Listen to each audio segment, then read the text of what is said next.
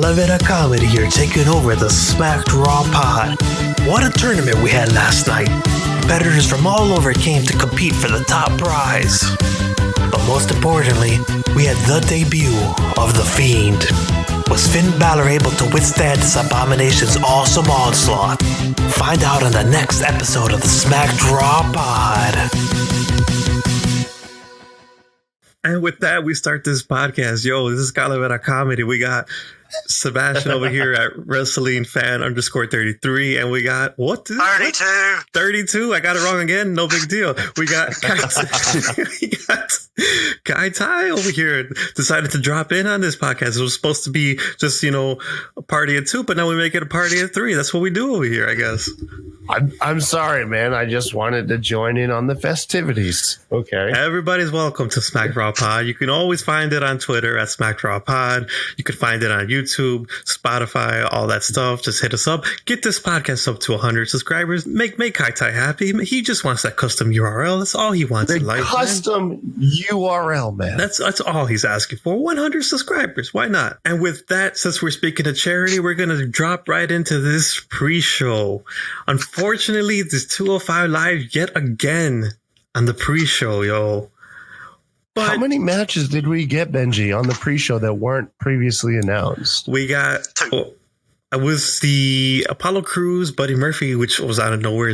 And then we got a rematch between the Iconics and Alexa Bliss and Nikki Cross. Okay. So unannounced, right. But you know what? Sometimes the best things in life happen when you don't expect them. And you know what? I have to say, I thoroughly enjoyed Gulak just whooping Oni Lorcan's ass. Like, that shit made my day. That started my pay-per-view. Because Oni owned up to it. Yeah, but Lorcan grabbed the shit out of Gulak's face, though. He grabbed the shit out of his face at one point. Laying into him, man. Yeah, Oni owned up to it. He even put on Twitter, he's like, just got my ass kicked on a pre-show. So, because he was talking that talk before the match. I was telling him he was going to tap out. He's like, no, I'll only tap out when I'm dead. I would have loved to see him tap out. Didn't happen, but Gulak showed why he's not the same Gulak that you used to know. This Gulak is different. He's got his hair slicked back. He's ready to whoop that ass, and he whooped that ass. Dude, Gulak is easily my favorite person on the 205 roster, man. I don't even know, like, you could even say like old school Kurt Angle. Like, this guy's just technical, just vicious, everything you want in a champion, And then we get on the fucking pre-show and we get to cut half this match with commercials. Like, what the fuck is up with that?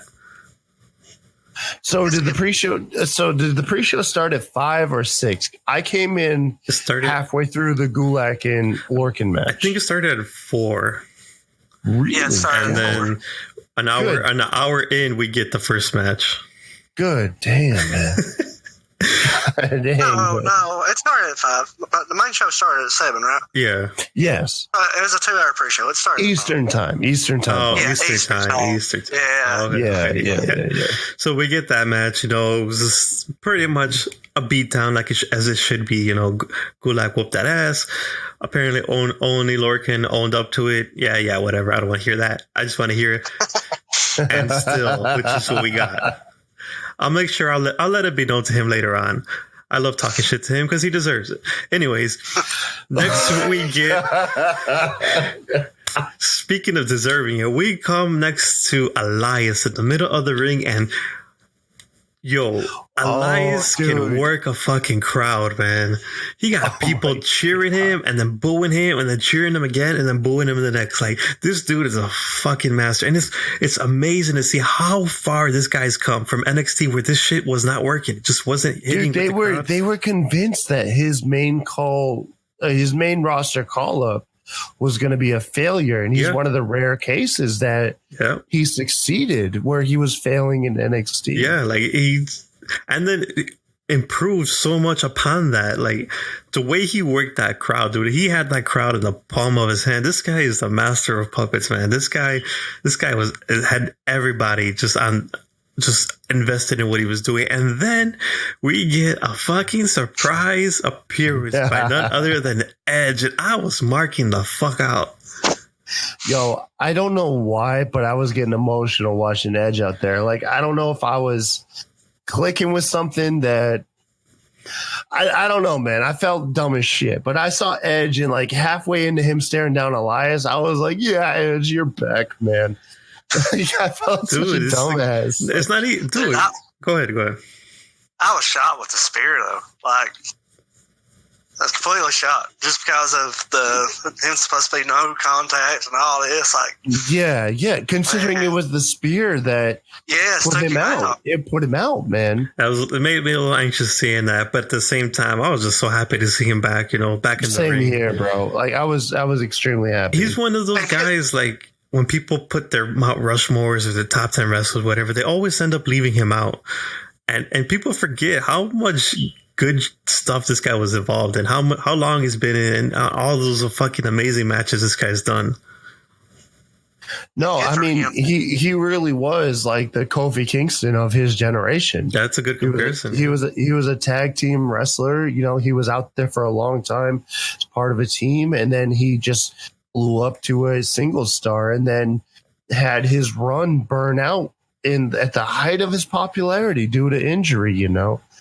It's nuts, man. I didn't realize how much I missed him until I saw him come out and I could see him feeding off the crowd. Oh, he was loving that, man. Yeah, no, that got me, bro. That got me. Yeah, and good for Edge, man. You know what that probably meant to him just to come out there and do that one more time. And then, you know, once again, Christian just sitting on the sidelines, just letting Edge soak up the glory. Poor Christian. No, man, I miss Christian too. Yeah, this definitely reeked of awesomeness, and it was amazing. Yes. Edge looked like he never aged a day, man. He still looks like he can go. Yeah, it's the neck and spine injury.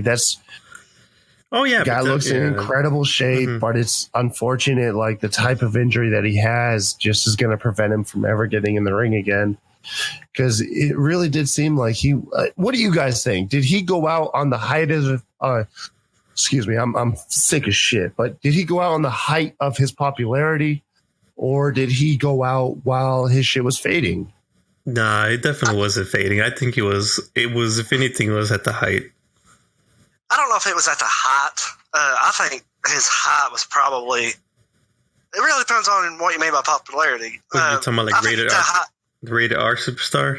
No, I mean, his heel run going for Cena, Taker, and all that, I believe was the height. And of course, popularity and heels go different ways. But his run certainly wasn't fading in any way. I thought he had a lot left in the tank. Yeah. It was just a spinal injury, man, that, you know. But it's one of those things that you're kind of, it's sad that it happened, but you're kind of glad that they found it, caught it and got it out in the open, you know. You definitely don't want these things to become like a best kept secret, which we had next year with Buddy Murphy and Apollo Crews in the next match. This match was a secret. Like, nobody knew about this out of nowhere. No. This is Buddy Murphy's first match since being called up from 205 Live. Imagine that, man. He's not had like 3 or 4 months, right? 3 or 4 months. Hey. Only main events, only house shows, nothing this. But to Sebastian's point, your debut match is at SummerSlam, you know? Yeah. Pretty sure or not, you're still at SummerSlam, you know?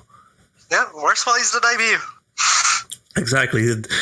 There was a big back and forth here, but unfortunately this match gets cut short as Eric Rowan appears, basically, you know, thinking that, okay, Buddy Murphy, you a snitch, I'm gonna whoop that ass. And he was just whooping that boy, man. And did you hear Go ahead. The Canadian crowd saying snitches get stitches? Dude, I heard it. I swear I heard it clear as day. I mean, it's pretty much what it was. This dude just straight up snitched on him. You know, it's like Eric Rowan was having none of that. And then we see Daniel Bryan kind of just looking on the monitor. We don't know yet what part he's going to take in this, but that's what ended up happening with that. For Daniel. I did it for Brian. I did it for Brian. Oh my god! I do like that. we didn't get the conclusion tonight, so this story has time and room to breathe, man. Yeah, go ahead. And not just that, I think it, like when you go back last week and they had things like Black and Zayn on SmackDown and the title change on Raw, I really like how they're saving some stuff now for the weekly shows. Like yeah. Absolutely. 100%. And so now we get another random ass match. We get Alexa Bliss and Nikki Cross in a title defense against the Iconics.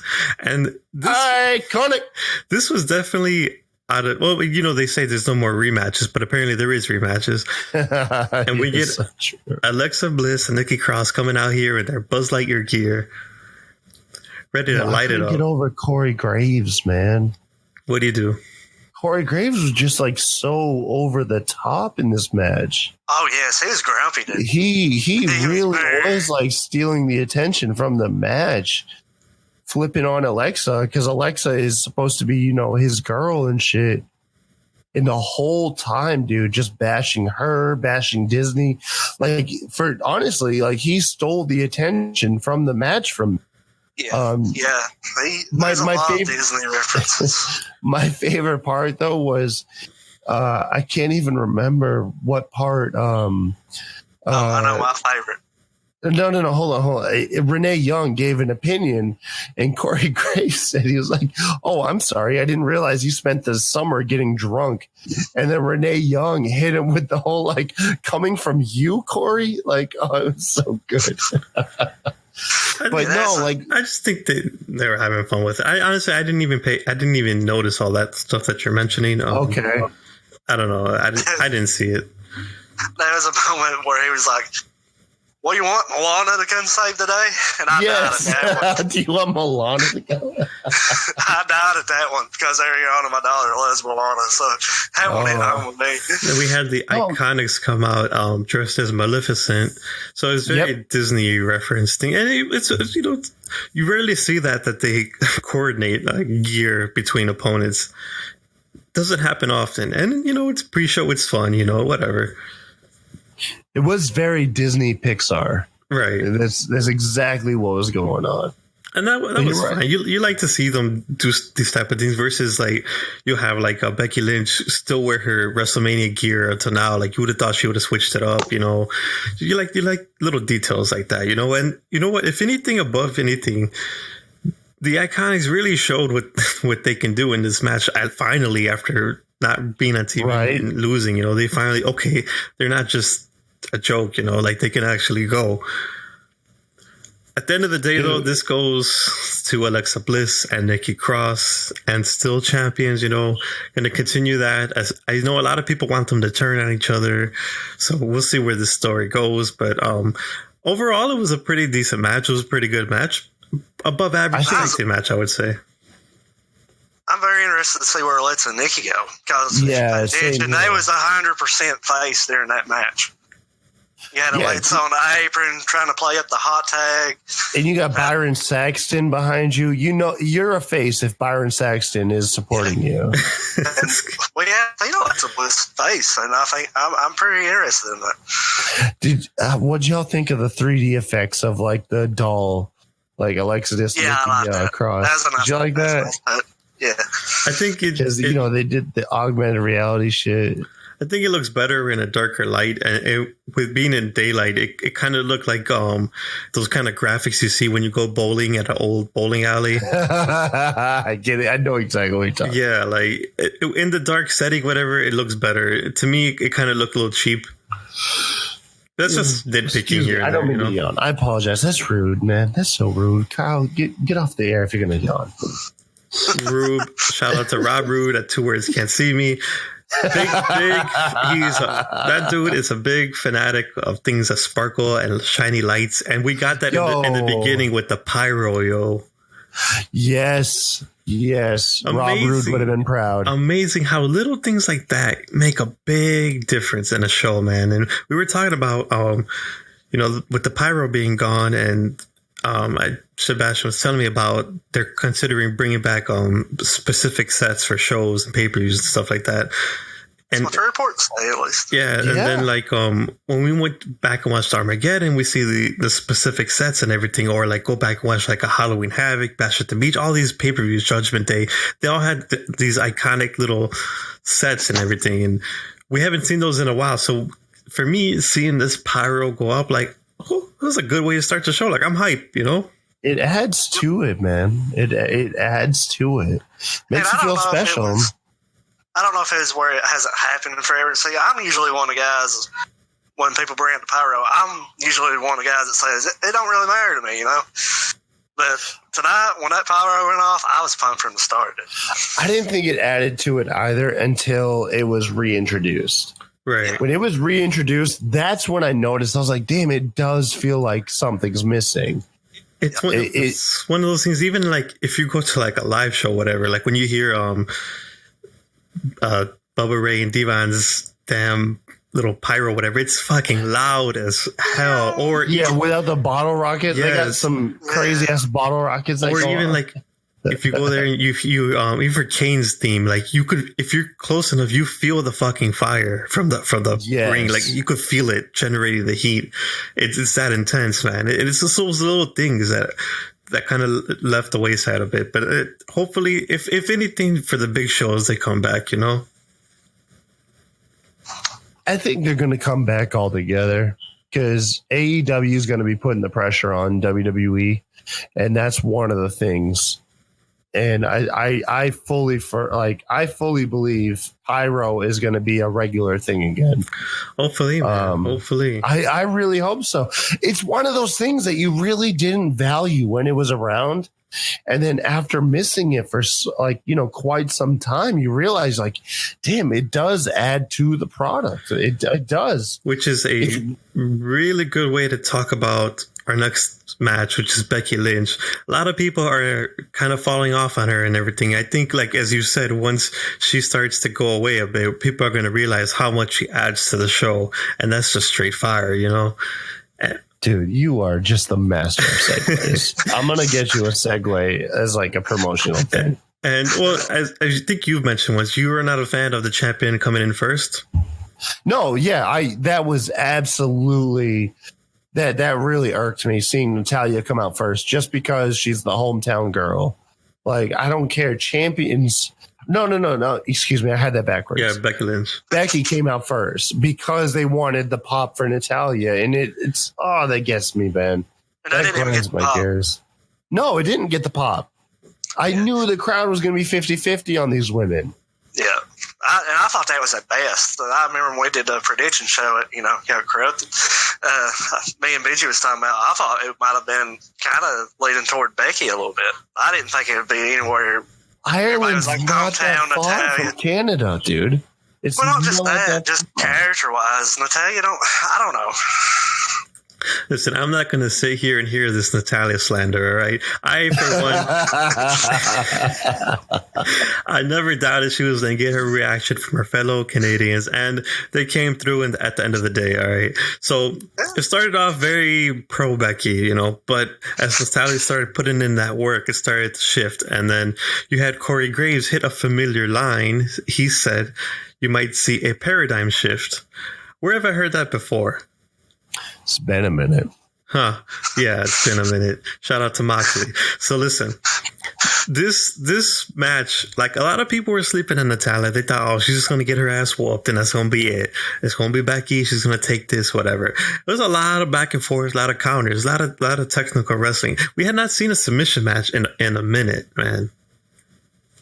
It's been a long time. I can't remember when the last one. When Natalya put Becky in the sharpshooter on the top rope, through the middle rope. Man. That was genius. That got me hyped in the match. I was like, okay, these people are trying. Like, they are trying to make this match special. Yeah. You know, like, I was like, there's effort being put into creativity. And at that point, I was invested because I was sleeping on it. I was sleeping on the match. But once Natalya put it through the like I said, like she had the sharpshooter put in through the ropes, I was like, okay, we're going now. We're going. And this match delivered, man. It absolutely delivered. And it's unfortunate. Natalya is going to go down in history as one of the most underrated females and wrestlers just in general of her generation. And she deserves more props. She really does, man. She deserves a lot more respect. You're preaching to the choir, man. I've been telling people all day long. They don't want to listen, though. My viewpoint for Natalya, in the ring, don't get me wrong, she's excellent. And I had no doubt in my mind I was going to have a good match just because of that. I mean, you talking Becky, Natalya in a submission match, that just screams, I know you're going to deliver it. But they're going to go. More, yeah, I think for me with Natalya, it's more of her character, like promo work and stuff that I'm not down with. But as far as in-ring, yeah, I mean, Natalya's top tier. Oddly enough, I hear that point a lot, and maybe, yeah, her promo work on TV could be better, but then you hear her cut promos like on social media or whatever, and it's night and day when it's her own words and coming from her own mouth, you know, like she's on a she can do them, you know. It's just when, you know, with reading all these scripts and everything, it kind of mutes her voice a bit, but when you hear her outside of it, man, like she's pretty decent, man. Not to mention she got 2 paws behind her too, you know. Shout out to 2 paws. I'm sorry. No, that's fine, man. But like, it was definitely a good match to start the show off, man. You know, the finish was, I feel like it could have been done a little better, but at the end of the day, you got Becky making her tap and everything. So for a moment there, I believed that she was going to win, though. Yeah, she hit her with that. You know, like you could see the, like, okay, so at a moment you have Becky Lynch put on a sharpshooter on Natalya, and that immediately drew the ire of the crowd. Like, you don't do that in Canada, you know? No. But you see the way that happened like 3 times, though, didn't it? So like it was in that match. Matches? Of course, you were going to have that bum Shane McMahon do it just to try to draw cheap heat, draw cheap heat, you know. I just want to like try to see if I can recall it. So you had Becky do it to Natalya, Shane do it to Kevin Owens, and Trish do it to Charlotte. Right. Damn, so you did see 3 sharpshooters. Well, no, she was going 4. Did Trish do it, or did she turn it into a figure 4 or the figure 8? Oh, no. I think you're right. Yeah, she was going to the figure 4. Yeah. So I want to say there was a 3rd match it got done, though. I don't know. I don't think so. Let's not waste no time. I think it was 2, but you know, the way Becky delivered it didn't look clean. You know, then when you see Natalya do it, I'm like, that's how it's fucking done. You know? Yes, that is by a member of the Hart Foundation, right there. Yeah, man. And they didn't. I don't know if they showed it, but Natalya did get a standing ovation after the match. Which was nice to see, you know. A lot of people thought she was going to get booed for some reason in Canada. I don't see how that was going to happen. I thought she was going to get booed, man. No way. I thought Becky Lynch's popularity overshadowed her even in fucking Canada, dude. Yeah, like I said going in, I thought it was going to be 50-50. I didn't think it was going to be a heavy. But Becky, I mean, if you go from the start, Becky at the start did have, I don't know, it's probably more 70-30. There's a lot of Becky chance when the match started. Yeah, but so that was that match. Then we go to the second match, which was, who was it again? I want to say it was Ricochet. No, it was Goldberg Dolph. Goldberg, you know, this was not a match. This was not a match. It was what it needed to be. This was a comedy spot. Oh my god! This is fucking hilarious, man. Hey, come here. I didn't lose yet. Come here. Come over here. I knew you were too much of a coward to face me. What did he say the first time? Because he got beeped. Like, you come the fuck back over here. Whatever the fuck he says. Like, get your ass back over here. They bleeped him out. He said something. He's like, get your fucking ass back here or some shit. Get your bitch ass or something like that, man. He's like, come over here. Oh my god. Fight me like a man. Dude. I didn't lose yet. Gets his ass whooped, and then Sebastian, do the play-by-play. Sebastian, run us through this shit, man. Oh goddamn! I still have concussion, but I can do this one. That's what I call it. Super kick. pin, kick out. Super kick, pin, kick out. Spear, jackhammer, ball game. That's pretty much it. But I gotta be honest with you. Like, in the first super kick, he hit it so fucking fast. I thought, holy shit. Caught me too, yeah. Ziggler's gonna win. For real. Like, that was the fastest super kick. Ziggler's gonna throw the crowd off, man. Right. Didn't happen, you know. Goldberg hit his shit, which I'm surprised he didn't knock himself out before the ring. Like, I was looking for the blood. I was looking for it. Didn't happen. He wins, whatever. During the entrance, I felt like I could sense the disappointment in Goldberg when he came through the door and he didn't headbutt it first. It's like he wanted to, you know? Like he wanted to headbutt his door. And when he opened it without headbutting it, I could feel just like the corporate formality. Yes, so bad. But he came out and he whooped Ziggler's ass. And then Ziggler gets a mic and he's just like, hey. This is the craziest thing. I didn't lose yet. Felt like it was going to do something. I was telling people, like, this is the type of shit you talk when you lose on video games online or some shit, and you got your ass whooped so bad. You're like, oh, you didn't really win. Why don't you try it again? Try it, but this time, try it again. But this time you can't do that shit. Like, I got you this time. And then he loses again, runs it back, loses again. Goldberg leaves. He gets the mic again. I don't know why they keep giving him the mic, but he keeps getting the mic. And it's like, hey. I thought they were going to do the Undertaker Jeff Hardy spot from Raw way back in like 2002. Right. And where like Undertaker just patted Jeff Hardy like, you're a crazy son bitch. So there was a little bit of a callback to that. Goldberg does pat him, but then spears. And just spears the shit out of Dolph. I saw someone say that Ziggler was doing like Shawn Michaels levels of overselling in this fucking match. He was like bending in half on every spear. Dude, I could see like the physical exertion of him throwing his head back when he received the spear. Like I could see it. But I mean, it's like, you know, I get what they went for and I appreciated it. I don't want to hate on it, man. I don't want to hate on it, but it's like, did anyone else want to see Matt Riddle come out? I wanted to see Riddle either fuck with Goldberg or fuck with Lesnar. Yeah, man. Like during, and I thought, like he's like what you. I think I know what you're trying to say. You were thinking like once Goldberg left, okay, Riddle's gonna come out from the back and starts like confront him or do like a walk off or whatever, you know, something like that. A little bit of a surprise. I thought Ziggler was baiting Goldberg out to get jumped, you know, or something. But no, it was to feed Ziggler to Goldberg and had some runtime, but it's not that bad.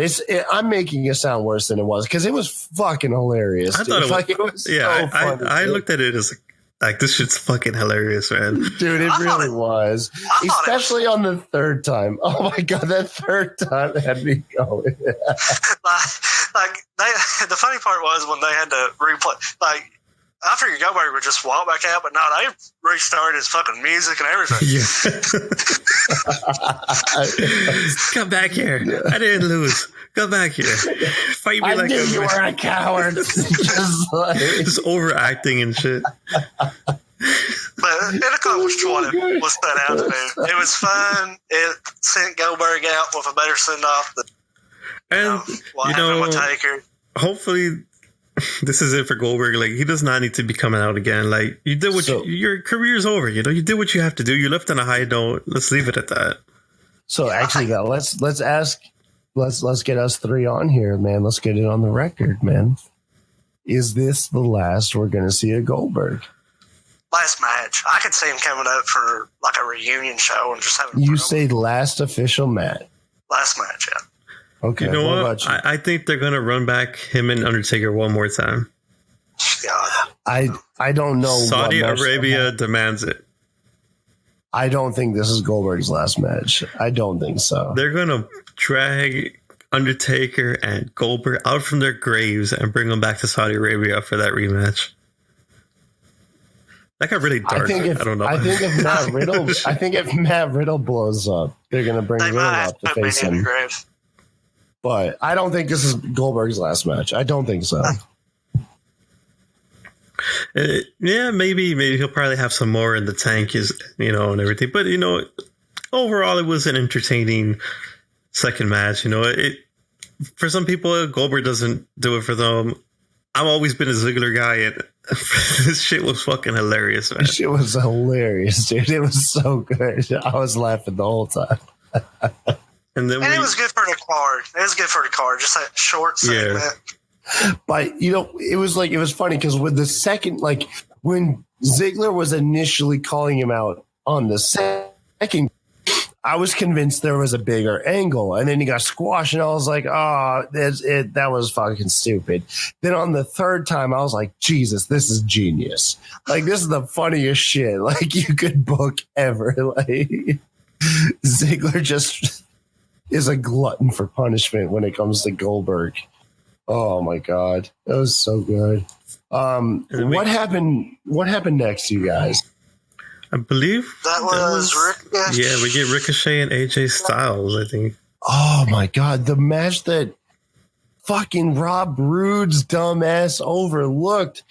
This match was awesome, dude. Was it though? Ricochet ran off the club's shoulders to deliver a Hurricanrana. And then he did a fucking whisper in the wind and got countered into a goddamn Styles clash. Come on now. We can't overlook that springboard with one leg. And that's what I loved about this match. It was really good storytelling. Subbed the fuck out of that leg. So for me, we had the leg injuries angle. That's what they were going with, right? So it was beat down, beat down, beat down. Hit a spot, beat down, beat down, beat down, hit a spot, beat down, beat down, beat down, hit a spot, beat down, hit a spot, finish. I love how you simplify it. That was pretty much what it was. I know these two can do a lot better than what we saw. I feel like they were wrestling a little bit handcuffed here a little bit. I feel like they can. Their matches on Raw were a lot better than this one. Yeah, I'll admit though, that's running on the shoulders of both of them and then going on Hurricanrana. That was fucking amazing. I've never seen that shit before. No, I have never seen that before, man. Phoenix splash into a power bomb into the Styles clash. Who thinks of this shit? And how do you even hit that shit? That was insane, man. How do you even just that finishing move alone? I was sold. I was sold on the entire match. It could have been shit 95% of the whole time. And then you finish with the Phoenix splash, into a Styles clash, man. Yeah, and I was like, no, okay, cool. That was amazing. I thought it was real good. I would give it a B+. Honestly. Okay. We had Ricochet in his Nightwing power suit, I guess you could call it. And I guess that's kind of wild at the match. Everybody was expecting this high flying, match that you would expect, but Ricochet, it was a nice. You don't really see Ricochet. I mean, yeah, he said a lot of times it's his back, and he kind of sells that, but not to the extent that he sold his leg injury. The springboard with one leg. Well, yeah, I'll agree with that. He was doing things with, the springboard with one leg. He hit a standing one-legged shooting star press. Normally you see people they'll sell the leg, whatever, and all of a sudden they have enough energy, they start running around like they're not injured or anything and start doing everything.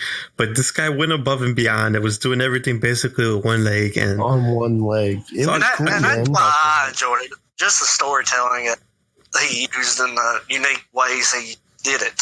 That's what I enjoyed about it. I'm not gonna lie, man. I want to burn through these next couple matches just so we can get to the Fiend. So we got to keep this shit going. As predicted, there was a lot of interference from the club in this one. Yeah, toward the end. Yep. But you know what? I'm okay with it. Seeing them standing tall, that's their role, man. Yeah, seeing them standing tall, all holding gold, and just being those dominant heels that we all know. Not what they were doing before, but this shit. Even Gallows, he brought back his face paint and everything. Those little things, man. Yeah, we forgot to talk about on the pre-show. They was teasing Finn. Oh yeah, there was a pre-show moment. We had Finn Balor in the locker room, and then we got the club coming out to him and being like, "Hey, good luck on the Fiend. And, you know, Balor is like, I don't need luck. And then they're like, well, you know what? Okay, you don't need luck, but when you need us, when you need us, just say when. Hit us up. Oh, I cannot fucking wait, man. Not to mention, they'll be the first 4-man faction on the main roster a long time, in years. Fucking years, dude. Well, and they'll be so strong. They'll be so strong. Finn Balor, AJ Styles, 2 former like world champions, followed up with multi-time tag champions, Gallows and Anderson. When's the last time we had this? Since the Nexus, I think. The Nexus weren't decorated champions. No, but like 4-man groups. Like I think it's like a 4-man legit faction. I think you got to go back to Nexus. I think you got to go back to. I mean, Nexus. Yeah, God, I don't even want to consider them, but yeah, like I would say fucking like DX, dude. Like you're talking Attitude Era. No, you had Evolution.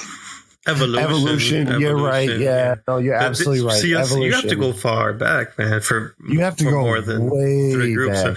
And the way things are going now, it seems like that's where the story is going. At least they're teasing it. Fucking hope so, dude. I hope so bad.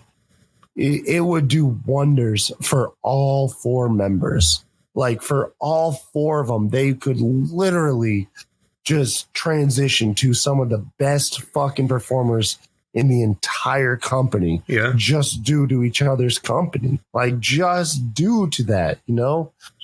I don't know. Maybe I'm fangirling out. I don't know. But to me, it's like, it just makes so much sense. Oh, absolutely. I would love it. Yeah. Like, oh, my God. One would hope. And then speaking of things that don't make. Yo, you're about to hear a nuclear hot take. Don't at me, fam, for speaking truth to power. Take.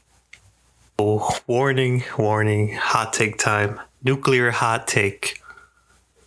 I went full moon. I needed to go halfway and go to an eclipse. So we had Bayley here facing Ember Moon, women's SmackDown championship match here. Face versus face match. You don't get these a lot. No, and they didn't give you the whole like handshake after the match either. Yeah, it was just kind of a match, you know. Like, and honestly, it kind of felt like that to me, anyways. Like I know these 2 ladies can do a lot better than what they showed here, and there was moments they were hitting their spots. They were looking good, but to me, Ember Moon hit that like F5 codebreaker. Move. Yeah, that was interesting. But I just feel like it never picked up after like the second gear. It never really kicked into that 3rd gear, and then the match was over. What killed it for me was I read the news that Vince McMahon doesn't like Ember Moon, and like if you hear news that Vince doesn't like a wrestler, you pretty much know the outcome. Well, I mean, all the big matches. I mean that doesn't surprise me. Look how long it took Kofi to get.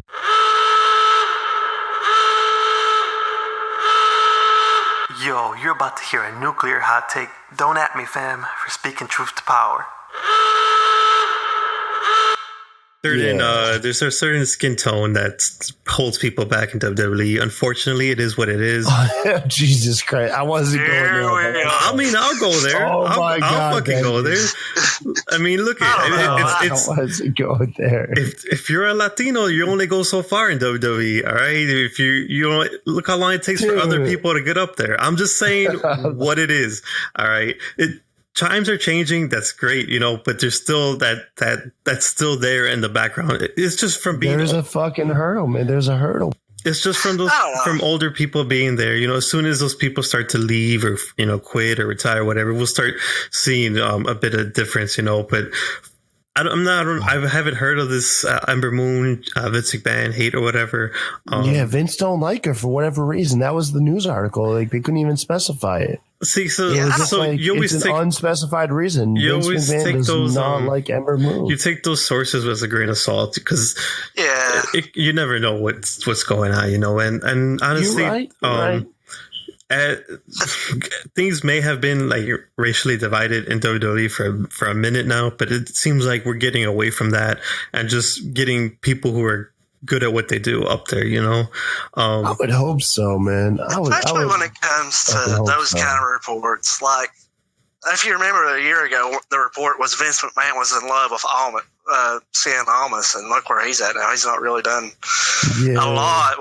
So when it's like that tight to Vince McMahon, as far as the report, I don't take those well because. Do you remember the Vince McMahon didn't find what's her name? Who's the huge Asian female wrestler in TNA or Impact? That she's been around forever. Talking about Gail Kim. Yeah, Gail Kim. Vince said that he didn't find Gail Kim attractive.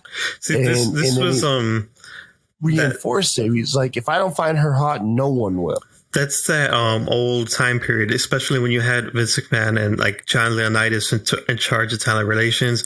So weird though, because he was around during like Vietnam and fucking Asian women back then. Like, Asian women were hot as shit to us back then. But like, okay, so WWE, their standard WWE at the time when John Laurinaitis was running talent relations and all that stuff, they were really looking at 32-inch C breast physical aspects. There's like wrestler from Lucha Underground. She's going to be in AEW now. Eva Lee's like, she had a hard time coming in there. Just based on looks alone. There's a lot of wrestlers, men and women, who were denied just basically on their looks, you know, their sex appeal, whatever, because it's quote unquote show business and you have to look a certain way or whatever, you know? Yeah. Cause you saw on the Tough Enough shit, like they were like, okay, take your shirt off. And it was men and women. Like it was just like, go ahead, take your shirt off. Let's see your body. So you had, what's the other guy's name? There was a lot of guys in that Bill DeMott, like those type of guys who Hugh Morris. They really like reinforced that mindset, that mentality. You know, there's a certain there's a certain look that they were going for. You know, and not to disparage anybody that had that look that, you know, became successful or anything, but they were looking for a certain kind, you know. And then maybe, let's say Alicia Fox, that's one, so we're good with African Americans. We have a Melina, okay, we're good with that. Like we fit the quota, you know. And during that time, there was a lot of that, you know. As soon as these people are fired and they leave and the stories come out about what they were doing, that shit's gone, and then we get people just based on their talent, you know, and we've seen that more often than not. And we've seen that in this match, you know, regardless of what Vince McMahon may or may not think of Ember Moon or Bayley or whatever, they tried their hardest to put on a show, you know, especially with very little build into this match, you know, and being Bayley to belly off the top rope. Yeah, the finish was great. That needs to be her finish from here on out. Because I was with Rob, like it is a shit finisher, belly to belly suplex on like, but I was like, dude, the moment you add in like the top rope, I was like, yeah, that's a legit finisher right there. It's just she's got to tweak it a bit, maybe off the top rope, or maybe like pop them up and then throw them into a belly suplex, or just get more rotation on it, just get more torque maybe on like it. Add like the Spanish fly mixed to it, Spanish fly belly to belly suplex, like just adding. That'd be sick as shit, dude. Yeah, just got to add something to it. It's a little too basic, I think. And there's nothing wrong with, you know, modifying your Ember finishers, Moon you know. Sold the shit out of it though. Yeah. And if you go back to last SmackDown, she sold the shit out of the regular one too. That's just the move at Ember. It's kind of like the spear and Dolph, because not just Goldberg. Like if you go back to Roman spear and Dolph, I mean Dolph's always done an excellent job selling the spear, and it seems like that just. Well, I mean, Ember Moon knows how to sell fucking moves, man. Yeah. And like that girl's good, man. But the match itself, it had some cool spots, like Kyle alluded to earlier, the F5 into the code red kind of whatever. And if the tree of woe that Bayley had Ember in, and she popped up for an elbow drop, that was neat. It just struggled to get out of the gate, and the fans kind of seemed cool on it too. They couldn't really get the crowd into it. Yeah, I don't know. There's just something missing in this match, unfortunately. And that's a problem when it comes to face-to-face matches sometimes, as far as the crowd goes. They don't know which side to kind of go to. Especially when it's one side to face and the other face hasn't had too much time to build themselves up, you know. They're obviously going to cheer for who they know more, you know. And the last 2 weeks of build didn't help either. Ember I have a question for you guys. What's up? Because Ember Moon reminds me of how the commentators used to refer to Naomi. She's like the most athletic female on the roster, but yet just isn't hitting her stride, you know? Is that going to be Ember Moon? Like, is she going to be like... Because, I mean, to me personally, I don't know. You guys correct me if I'm wrong. She seems to work at a faster pace than all the other females in the women's division. Like, Ember Moon really seems like she's on another RPM. But it's not translating to fucking star power. It's not translating to championships yet, you know? So is she going to be like how they referred to Naomi? Naomi was the most athletic female in the division, but it took forever for Naomi to get a championship, and even then it was short-lived. I think the difference, well, with Naomi, once she found her glow character or whatever, like that, it started to click more, and it became more accessible. Ember Moon already has that character for her. It's just getting her more on TV, letting people see more, and then facing her with the right people. You know, when you have someone that quick, you know, go against someone like Bayley, this is a different mesh of styles. You know, sometimes it works, sometimes it doesn't, you know. But I think that just the more people see of her, the more people see her as a legitimate, you know, competitor, they'll start to follow it, you know, like have her face like an Asuka or a Kairi Sane, like those people that work at a faster rate, right? Get wins too. That's what I said. The last 2 weeks of build, she ate that pin to Lex in that tag match. Then last week she had Natalya keep her in a sharpshooter for 10 minutes on the outside. That didn't help her either. No, so, yeah, they lost a little bit of momentum, and then we have, well, speaking of wins, we have like Road Dogg, not that. A few years ago say, well, wins in wrestling don't matter, you know. And I understand it's scripted or whatever, like whatever, but if we're watching something, then it should matter if they win or lose. Otherwise, what are we doing here? What are we watching, you know? And yeah, so when you see like Ember Moon or like Samoa Joe, those type of people that have all that talent there but then don't win their matches, it's, you know, people start to fall off of them. And we've seen this time and time again with Bray Wyatt and so forth, you know. So it's you want to see her get those wins, start to build up that momentum, people start seeing her as a legitimate contender, and they'll fall in love with her, man. That girl is charismatic as hell. She's really smart in what she does, and all these little details, her selling, everything, it's all there, you know. Well, and two, it don't help. She missed forever with that injury, and right now I think it's a very bad time for unestablished people as far as backstage with Fox and all that, not knowing if there's going to be a brand split and all that. Yeah, I mean, they don't really know who they want to keep the bets on in a way because they don't know. I mean, for a brand split, you have more leeway, you know what I mean? Or less leeway, really, because if you without them, they can float. That's an interesting point, because from NXT to today, I think we only had one title change. Yeah, and NXT too. I mean, there's rumors going 2 hours. 2 hours live, so it's no longer rumors. NXT is going to 2 hours, and Vince is going to have his fingers in it. And God, that makes me so sad to say it out loud. I personally don't think it's going to be. He might be there, but I don't know. No, the fact that I'll let Benji dictate how long we go into this because this is Benji's show. Sure. But the fact that NXT is going to go head to head with AEW is the exact reason why Vince wants hands in it. Because Vince is not going to stand not going to stand on the sidelines while a product of his is taking on the competition. So that's why NXT, Vince will have his hands in it, is because that's the show that's going head to head with competition. Well, I think as much as his ego may be, at a certain point, something's got to give. He's got his XFL stuff going on. He's going to be running Raw, SmackDown. Now he's competing with NXT. It's going to be age. That fucker has to die, bro. The fucker has to die, dude. And Like, guys, he's got to fucking expire, bro. I know we give Vince a lot of hell on here, but guys, at the end of the day, he's a businessman, and he knows that. He knows that NXT is his best chance against AEW. And he knows that it is where it is because Hunter took it there. He might be there, but I don't think he's going to try to influence creative like he does the main roster. He's going to be like, Trips, you were good on the network, but now we're dealing with live television. Yeah.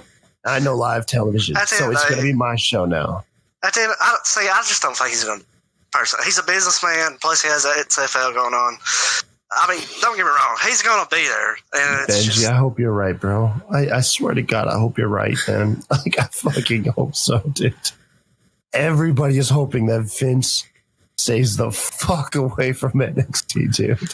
Yeah, man. At a certain point, you just have to, call it quits, retire, make it your farewell, And yes, it's make it your farewell, like we got with Trish Stratus and Charlotte Flair. Well, we're skipping stuff again. Who'd I skim? God damn it. KO and Shane. Oh, fucking shit. I didn't watch this match, man. I refused to watch a Shane McMahon match. What happened in this match? I watched the second half. I watched the second half. It was a clusterfuck. As I knew it would be. I didn't even waste my time watching this. Elias tried to get in there. KO tried to reason with him. Like, dude, you're better than this. And then it ended with KO contemplating if he was willing to get DQ'd just to bash Shane over the head with a chair.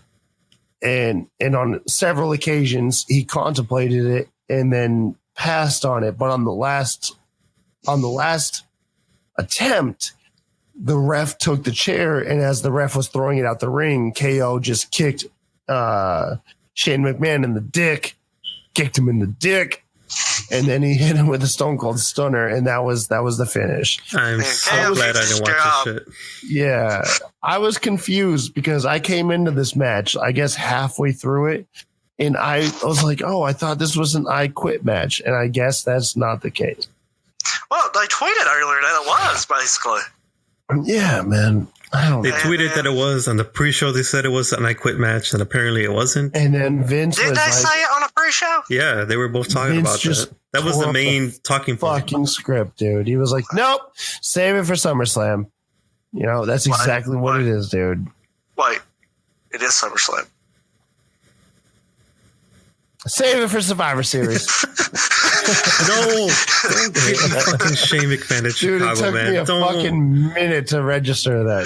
Do not give me Shane McMahon in Chicago, man. Hell no.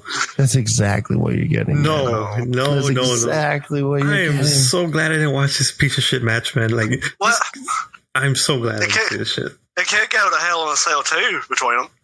Oh, please. Kill him at Hell in a Cell. Save someone else for Survivor Series. I mean, give me the good shit in Survivor Series. This time, KO being the good guy and Shane being the bad guy. That'd be the only difference.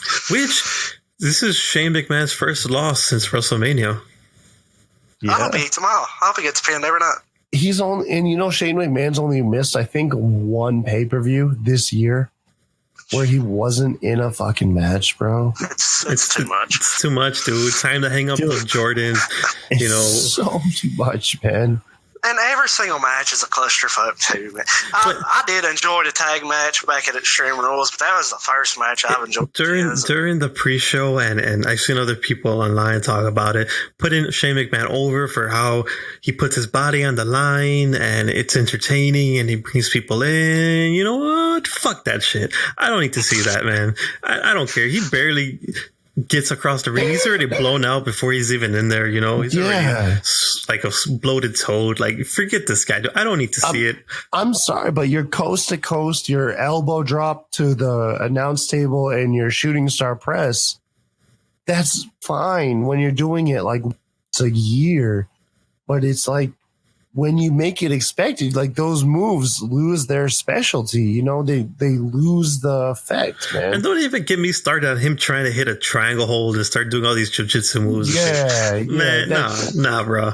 He's evolving, because he hits those 3 moves previously mentioned. And he can't, first of all, he can't even because he tries to learn jujitsu. He can't even do the triangle. He just gotta grab his foot with his other hand and position it right and set it up and everything. Nah, bro. All I can hear when I see a Shane McMahon match is Chris Jericho's voice when he was have fun dealing with those punches. Because Chris Jericho was so outspoken about how Shane cannot do a fucking worked punch. He legit punches every fucking buddy that he's in a match with. And everybody hates it because they're like, dude, stop fucking punching me, dude. It's supposed to be pretend fighting. For me, I stopped watching his matches. He had a match against, and I'm forgetting his name, but he's one of the he's in one of the family members of the Usos and Roman Reigns. It's one of those part of that family. He was one of those local talents or whatever.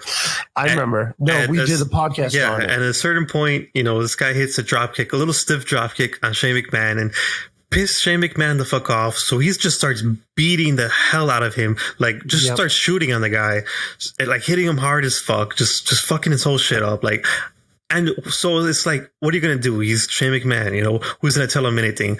Once I saw that, I was like, fuck it, I'm not watching this shit no more, man. I don't need to see this guy over here pretending to support the abuse. Pretending to be legit be his character and be hot shit. No, he ain't shit, man. No, you're right, man. You're right. And luckily, it does seem that we're getting rid of him. Yeah, I think this is what this story is going to end with. Yes, all we need is a fucking nah, hey, goodbye, farewell, get the fuck out. We're done with you. And I think it is going toward an I Quit match too. I think that's exactly where it should go to, because Shane goes I quit and then he quits. That is the perfect send off. It really is, man. And then he can be back to the novelty match. Let him come back 1 or 2 times. I don't even want that. I don't even want. Yeah, by this point it does kind of ruin it, man. You just kind of want him fucking gone, dude. Some people just don't know how to leave. Other people Other people don't have their chance to say goodbye, and so it's always good when you differentiate the two. When you see someone who didn't get the chance to say goodbye, like we had with Trish Stratus and Charlotte Flair. Fucking Stratus and Charlotte. Dude, all right, I'm going to throw it out there right now. How good is Charlotte Flair to make Trish with that ring rust look fucking amazing, dude? A lot of people say that Charlotte's there only because of her dad, and I fully disagree, man. No. It may have gotten her foot in the door, but at a certain point, she's solidified herself, man. Trish Stratus rusty, she hasn't wrestled in a minute, wanted her last match, whatever. And Charlotte, both of them, they look like $1 million out there, man. Yes, that's exactly what I was going for. I don't want to downplay Trish, but Charlotte helped her through that fucking match, make her look so much better. Had Trish gone out there with, say, I don't want to sound like I'm dogging anybody, but say I'm about to dog him. All right. You want me to dog her? If she had gone out there with, say, a Sarah Logan or a Dana Brooke. Wow. Or a Dana Brooke. No. I'm not part of this. I got something better. Charlotte's back hurts because she carried Trish so much today. Wow. I see. Wow. This podcast is about to get ass. I didn't like the match. What? This is the best match of the show. I didn't like the match. Take out the first or the last 5 minutes, I was kind of into it, but it took forever for me to get into this. I just couldn't. They couldn't connect to me personally. I could see, obviously, in the opening of the match that Charlotte was carrying Trish, but I didn't care, man. I was super fucking stoked. My nostalgia fucking whatever was going on. I was like, oh my God. I remember watching Trish when I was goddamn 12, 13 years old. But anyways, Charlotte fucking helped Trish look amazing in this match, dude. She did. And there was some new stuff in there. There was some new stuff on Trish's end. And you know what? I don't want to shit on this. It takes two people to tango. They both worked well together. The match was great. But had it been someone like a fucking Dana Brooke, maybe a Sarah Logan, take your Dana Brooke's name out your mouth right now, this match wouldn't have been as great, man. And that's because Charlotte knows how to fucking sell and carry another performer. I mean, you're all a lot hard. Like, to me, it might have been the fifth best match of the night. Like, I didn't know. Listen, this was by far the best match of the night. It had storytelling. It had in-ring action, First of all, I did not realize how, like, just in shape and just how big Charlotte is looking at Trish Stratus, man. Charlotte's a big girl. She's 5'10", bro. Man. And she was putting in that work. All right. To me, this was the best match of the night. It picked up in that third gear that we needed. We didn't get, in my opinion, obviously, we didn't get with Ember Moon Bailey. We didn't get with Ziggler Goldberg. We didn't get with Ricochet Styles. This picked up, This is a guy who loved a guy selling a leg injury the whole match, and he can't get behind this. All right. So listen. Fifth best match of the night. I just went down the list. I have this as number 5. All right. But for me, this was a perfect way to just couldn't connect to me. I mean, it was a perfect way to send off Trish Stratus. She never got that last match, man. And then just looking back at just her standing ovation that she got from the crowd, man, like, you couldn't ask for more. For a moment, I thought Trish was going to win. She had me believing. I was, because, me being the inner, like, smark and shit, I'm like, legends, they go out on their back. Trish said this is her last match. She obviously is going to lose. That's the foregone conclusion.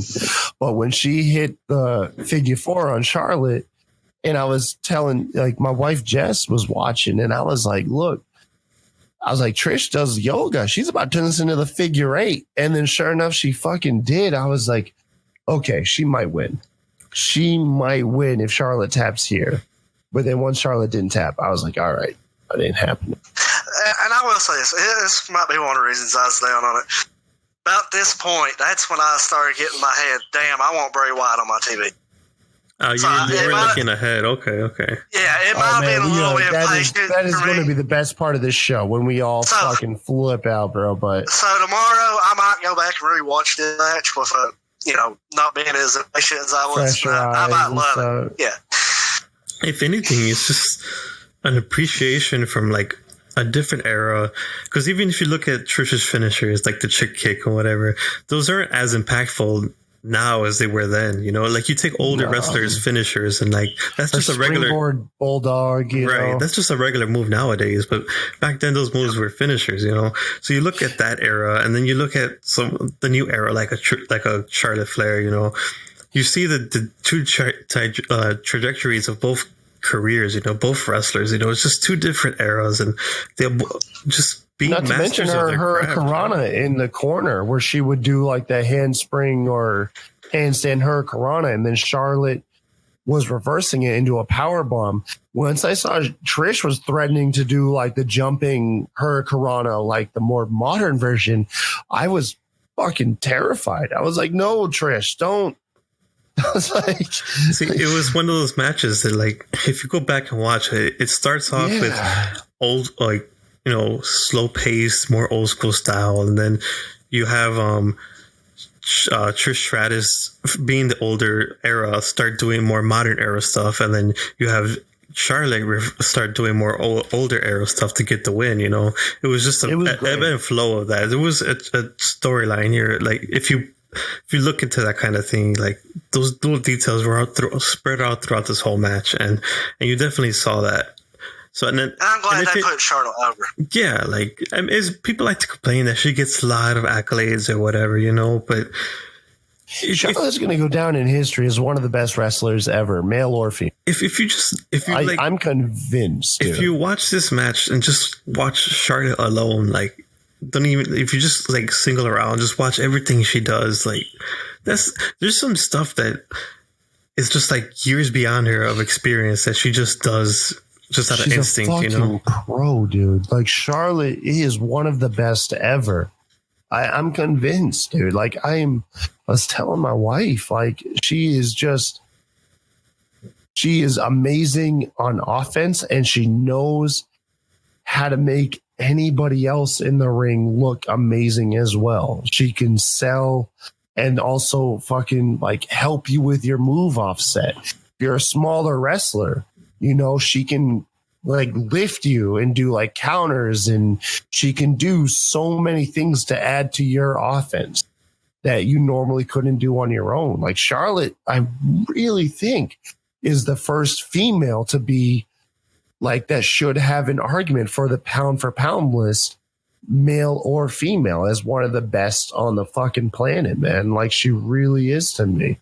And it's crazy too, because like I feel like WWE have kind of cooled on her. They're not shoving her down our throats right now, and they're using her in a more subtle way. And it's I think that's great, man. To piggyback Go ahead. I was just gonna say to piggyback on his real quick. Like I think they've noticed once they overexpose people, what happens, as we've seen with John Cena, Shane McMahon, Becky Lynch, Seth Rollins, Roman Reigns. Like I think they finally starting to catch on to that. Like we don't have to shove them down all the time, 24/7. You know, like even with Roman Reigns, they're taking a step back a little bit. He wasn't even on the fucking card, right, dude. Charlotte's taking a step back a bit. You know, I think they're starting to notice to spread that out more. It's better because it's super evident with Seth Rollins. Like as much as the crowd was behind it for a bit, you know, it's only for a bit, and then they come Raw, everyone's hating him again. You know, it's too much exposure, and it becomes corny, I guess. No, you're right. My only problem with Charlotte, I think she's amazing as well, but I think she needs to get better at bringing up the, I guess, the lower card people, I want to say, or less experience. Like, if you go back a couple months ago, that Raw match against Lacey Evans, I mean, it was terrible. It was... I don't know, man, because if you throw her in with like a Sarah Logan or somebody like that, I feel like it's it's more of a struggle for her. But if she's in there with like a Becky or a Sasha or a big match, it don't matter who it is. If it has a big match feel, she does great. But if she's in there with someone less experienced, like for me, that's like for AJ, for instance, he can pull you up, I guess is what I'm trying to say. Yeah. You know what I mean? Charlotte struggles, but it feels like that to me. I think that's just one of those things that come with experience, you know. AJ Styles, I guess the perfect example would be the stuff he did with James Ellsworth, you know. He elevated that guy out of nowhere. Yeah. You know? Yeah, he did too. He did. So, like, I think this just comes with time and experience. You got to remember, Charlotte's only been at this for a couple years, you know. It hasn't been all that long.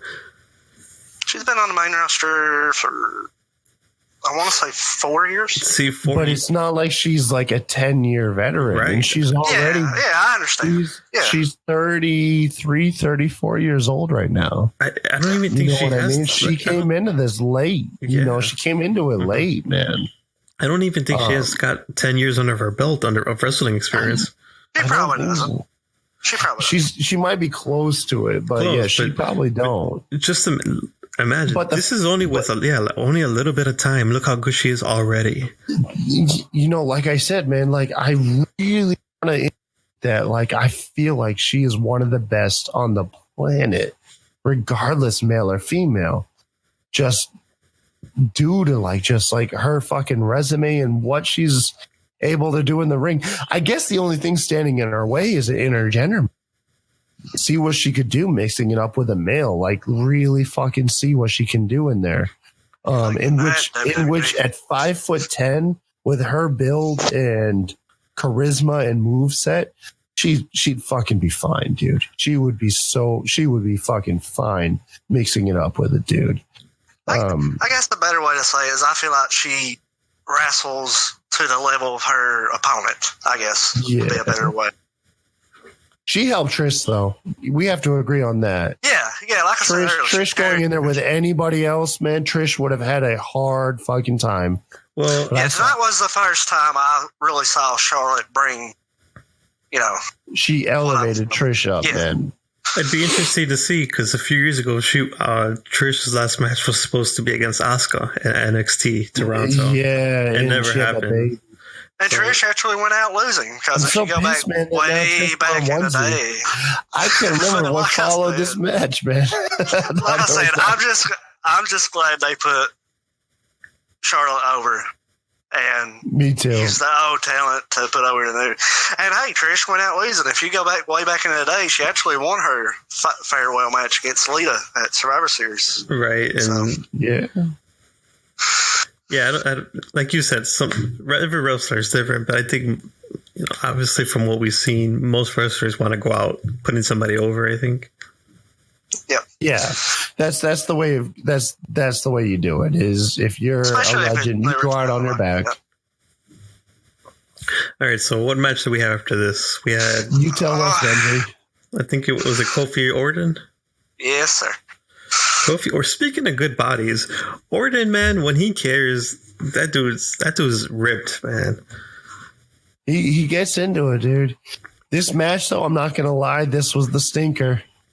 This was the one that I think they had such a good streak going of just letting the match be it's what it is every time with Kofi, and I feel like this was the one time they second guessed it and thought we have to do some bullshit to prolong this, It could have easily had, okay, Kofi wins, but then Orton beats him down or says something to his kids, and you build that way towards Hell in a Cell versus a random double count out, forcing the kid angle. It just came out sloppy towards the end. There's so much better ways they could have approached prolonging this match into a Hell in a Cell.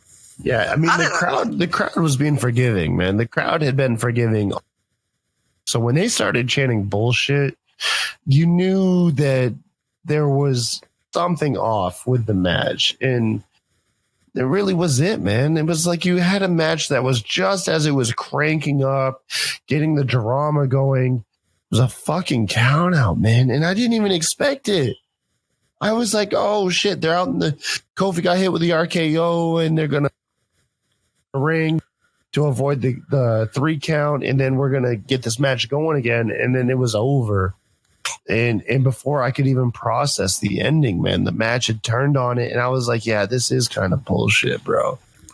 Yeah, like I to get to Sebastian's point, I understand, building towards Hell in a Cell, but the way it was done, it was just like, okay, he looks at his kid, then they're beating him down. All of a sudden, it's a 10 count. The camera never even panned out to see the ref counting or anything. No, it was a hot shot out of nowhere. Like I said, you could have had him lose maybe or just lose completely and just have. He could have had a DQ loss. You know what I mean? Like he could have fucking hit him with a chair or something. You could have had Orton, start talking smack to his family, whatever, and then Kofi hits him with a chair or something, Orton gets the win, but Kofi retains the title via disqualification. His wife hits fucking Randy. His wife slaps him. You know what I mean? Anything. You could have had there was a lot better options to get to Hell in a Cell. Fucking double count out where it didn't even pan to the ref. Especially when you have this amazing story being built up for months. This amazing story. And that's how you choose to end it? Like, yeah. Oh, the story ain't over. I know the story's over, but obviously now, but like you had this story being built up, whatever, for this amazing match, which should have been the match of the night, and then you overbook it as you always do in WWE. You overbook the ending, you get the shitty finish, and everybody's disappointed, and the crowd was not having it. Well, to be fair, if it's a Big Four pay-per-view and it's a non-finish, the crowd's going to chant, this is bullshit no matter what. Because you can go back to Styles and Joe. You shouldn't have that shit. Styles, I think Styles suffered a lot from that. You had Styles versus Joe, Styles versus Nakamura. Like, they did that to Styles a lot. Styles versus Daniel Bryan. Unfortunately, Styles never got his own justice. Like, that was the thing, that's a different... I would understand if this was like the 4th match in the feud, but no, this is the first match, man. This is just the beginning of it.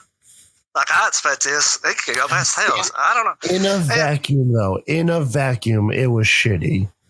I get that there's more to it. There's more to it. But in a vacuum, Sunday night SummerSlam, given the history they have, and this is how it was resolved, it fucking sucked. Let's just say, okay, you've been watching the build, you've been watching the match, whatever. You pay money to go to that arena, SummerSlam. You're there. The conclusion. You're there. Man. The match is going. Actually, the match is pretty good. It's going great. It's shit. Yeah, the match is good. And then you get that finish, and yeah, it's like with anything. If you're pounding away at something and you're just vigorously there, just keep pounding away, and you're done, like out of the moment, then you're not going to be satisfied, I don't know. I just said that problem. You brought up Styles earlier. Yeah, I think it was Styles, a problem just because every feud with Styles had that.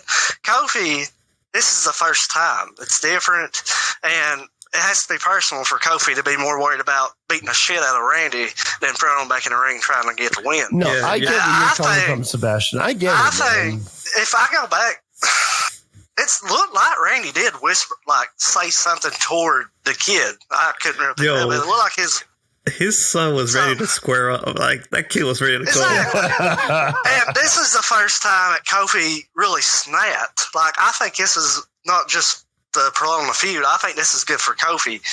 Like, this feud's serious now. Yeah. Like, you're talking shit to my kid, I'm gonna beat the fuck out of you. You know what I mean? Hell yeah. I just think there was a better way to go about it than a double count out. Like I said, just in a vacuum, it was a bad way to end it. I get from a storytelling purpose, it totally makes sense. You could have still had him talk to the kids or whatever, and that would have been sense Kofi, and then Kofi pulled out a fucking gun and shot him, but like in a non-fatal area, like in a. but we haven't got an actual feud for Kofi. It's been one-offs, and that's why I don't have a problem with it. This is the first time we're going to see what Kofi can do as champ. That's a very good point. I guess what it is people are so invested into Kofi's story. They want into his championship run. Like, people want to see him do good stuff, and I guess be validated, man. And I think fucking validated. And for his run, I think he will be validated. Oh yeah, with this serious feud 100%. Like, everybody's so afraid. Like, okay, this is going to be the moment where Vince or WWE, whatever, whoever's in charge, just decides to start getting their hands on it too much that it starts to mess up a good thing, Like, I don't know. I'm not a fan of non-finishes. Don't get me wrong. 9 times out of 10, but I thought this was especially for like a title match. Like, you don't want a non-finish for a title match. Because I feel like these two are personal enough already, and then you throw in talking shit to the kid. It kicks it up even another 10 notches. I feel like this is one of them rare cases where a non-finish isn't the worst thing in the world, personally. I think one of the craziest things, though, was I think after this match was The Fiend and Finn Balor. You damn right it was. Yes, it was. Dude, are you fucking before we get to The Fiend, my God, dude. We get Finn, babyface Balor coming out in the Virgin White. Like, all white, good versus evil, right? Good versus evil, the sacrificial virgin ready to be sacrificed. He comes out, does a shtick. In the middle of the ring, the lights go out. He's all in white. And then what do we get? What the fuck do we get? We got like a remix Firefly Funhouse. Then we got like a fucking strobe light. We got The Fiend coming out to a remixed version of fucking Bray Wyatt's old entrance music. Where you had my daughter screaming, running to her room. Nothing will, dude. Oh my God, this is the best fucking entrance. Yes. And this is comparing to NXT. Like, this is like an NXT entrance, but on the main roster. Like, this is the type of shit Finn Balor was doing in NXT. Like, he was having these type of entrances with his demon character. But where people were losing their shit over the entrance. But even then, Bray Wyatt comes out, The Fiend, Dude, he's got fucking his severed head as a lantern. Yes. Oh my God, dude. What the fuck? Fucking shit was so hardcore. Yeah, I figured out today that my was daughter the full, can't be in a room. The what with the TV 14 rating? That was it right there. That was the whole fucking purpose. You can't have a severed head lantern be PG. She freaked the fuck out, was crying. I had to, I'm sorry, man. I'm sorry. Like, she was scared of that bastard. Oh my God, dude. I had to get her to go to her room. I was like, I promise I'll tell you when he loses the TV. Because she loves wrestling, dude. But when he came out, she had to go to her room. She couldn't. She was scared to death of him. WWE's production crew is so underrated. They are so fucking underrated, man. Because they made Bray Wyatt's entrance a fucking just rock star entrance. And I absolutely loved how they brought in the Firefly Funhouse for the start of it. Yeah. With the remix and oh my God, everything. And it was funny because you had the crowd chanting, like, I think like they were saying like that was awesome after the entrance, or they were saying like, holy shit.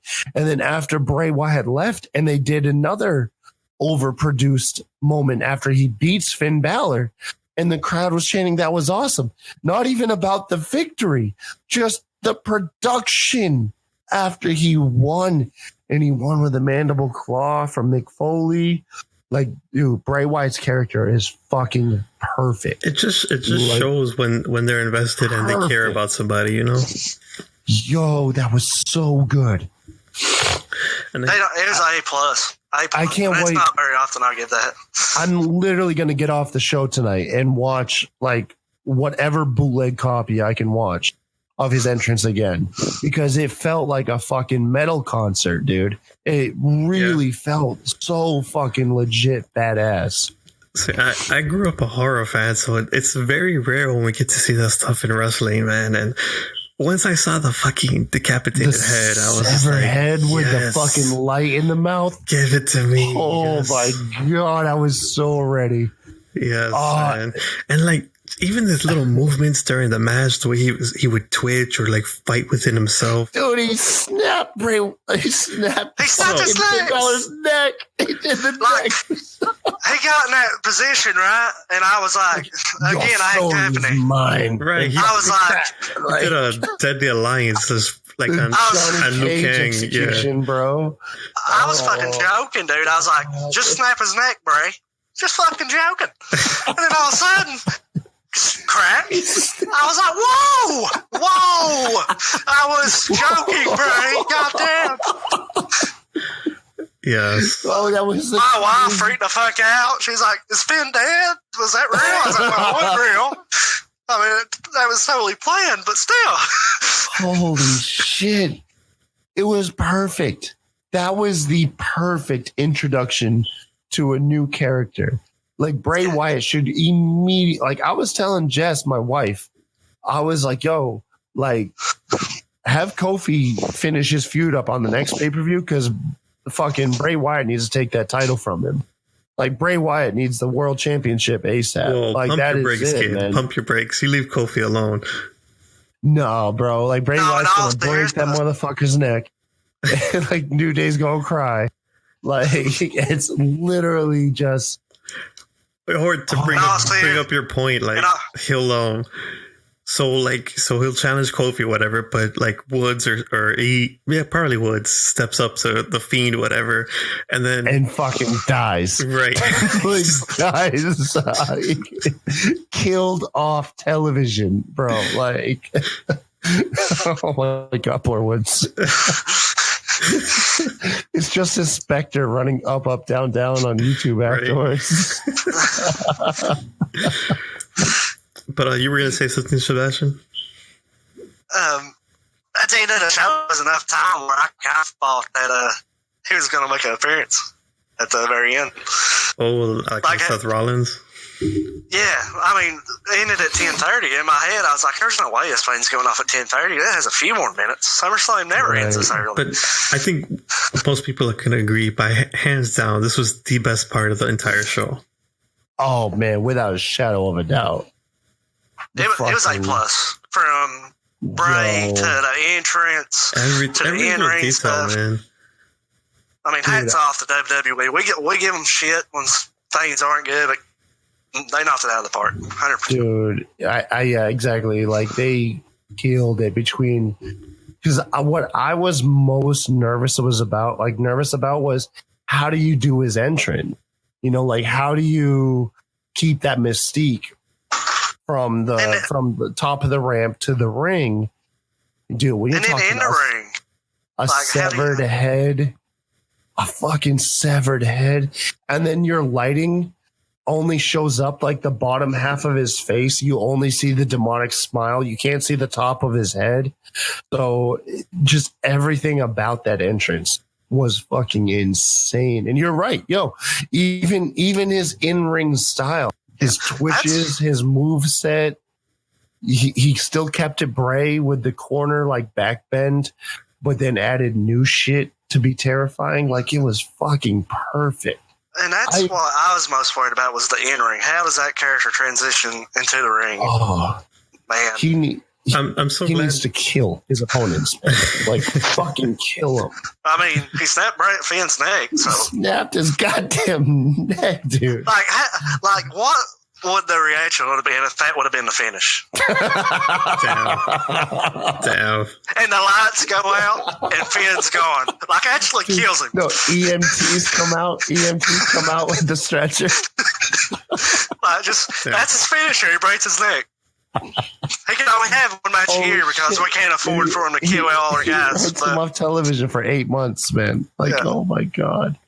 I'm so glad he went back to Tom Savani and his group to, I guess originally I don't think they were going to work the mask into the ring, but I'm so glad he went back and they figured out a way to make it viable to wrestle in. Absolutely.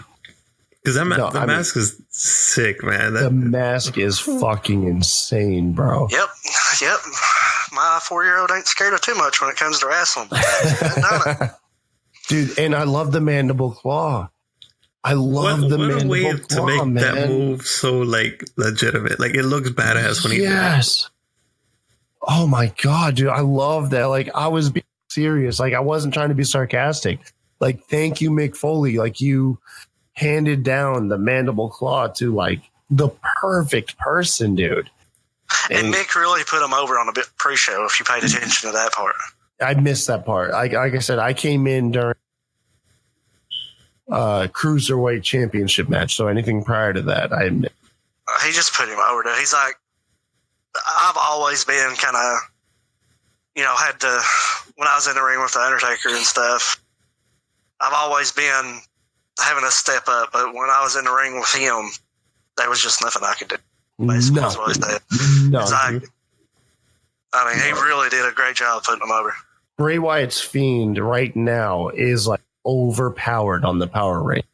Like, he needs to be on a fucking different plane than everybody else. No, yeah, he needs to be untouchable for a while, dude.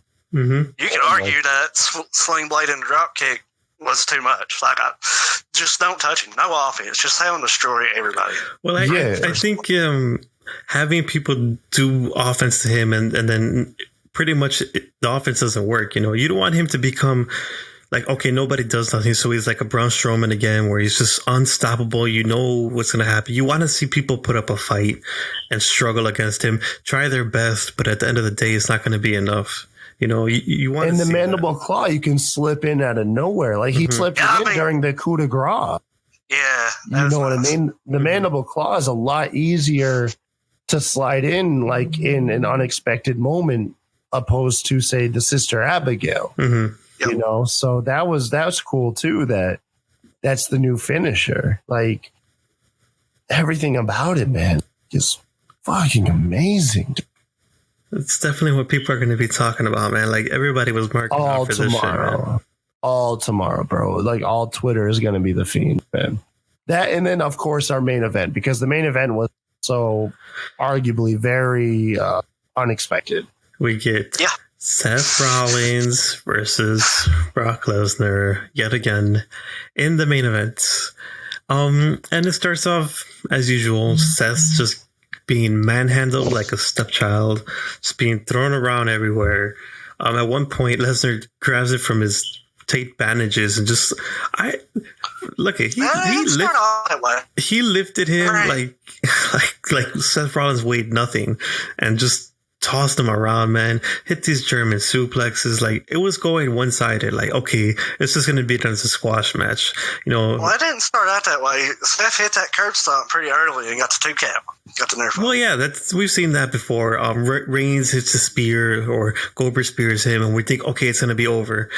But as we know with Lesnar, it's never that simple. You know, it's never that easy. Unless you're Goldberg. One blemish in his record, right?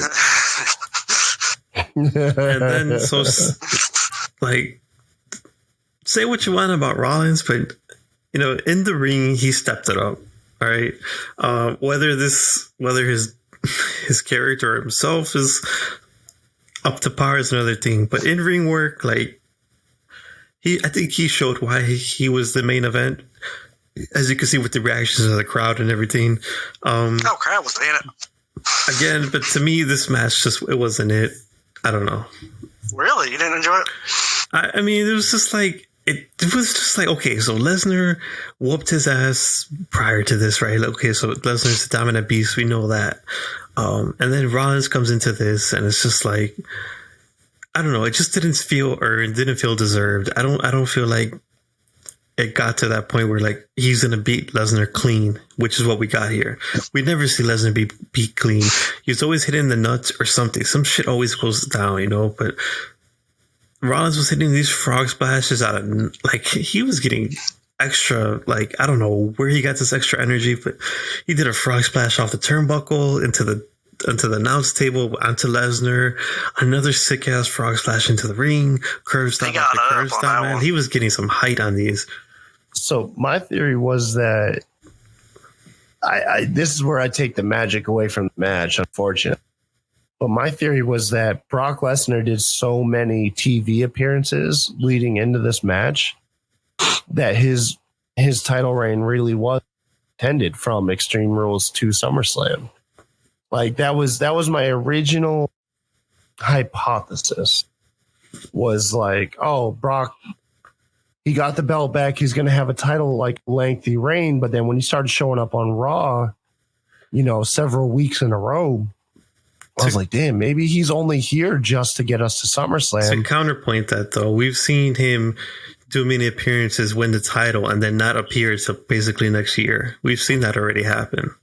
I know, but it felt odd that to win the belt and then show up at the very next pay-per-view, because there was nothing between Extreme Rules and SummerSlam, was there? Or am I forgetting something? I don't think there was. Extreme Rules? Wait, between Extreme Rules and SummerSlam? No. Yeah. Yeah, it just so happened to be one of the big pay-per-views, so you know Lesnar's going to be there. That's what I'm saying. Like, it felt like he was on TV way more often than he normally was. And but honestly, I'm not going to lie. Going into SummerSlam, if you look at my predictions, I was convinced he was going to lose.